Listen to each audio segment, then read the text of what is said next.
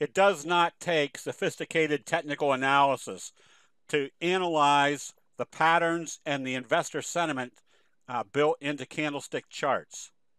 We saw a while back when the wedge formation on the Dow was broken out to the upside, we knew we had another strong price move. The J-hook pattern setup told us that this price move would probably be the same magnitude as this price move right here. Tells us we probably still have a little bit more upside before any major profit taking starts coming into the markets. The alert for profit taking was a little bit more illustrated in the NASDAQ when it gapped up today in the overbought area. The Japanese rice traders make for a very simple analysis of human nature. Where do most people buy? They buy exuberantly at the top. Where do most people sell? They panic sell at the bottom. Knowing that you're starting to see gap ups in the overbought condition alerts the candlestick investor to start getting prepared for taking profits.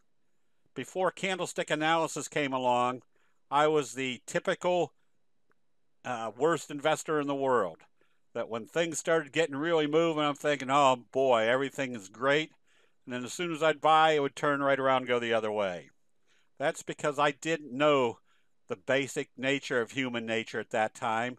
And the Japanese rice traders illustrate that with very clear candlestick charting, that when we start seeing gap ups in the overbought condition, that's not the time to start getting enthusiastic. That's the time where smart money is going to start taking profits.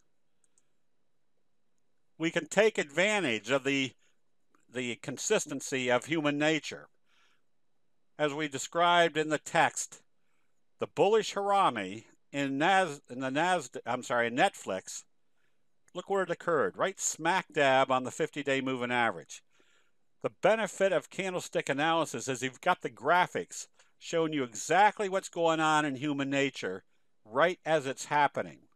So if you think logically, could the 50-day moving average be a support level?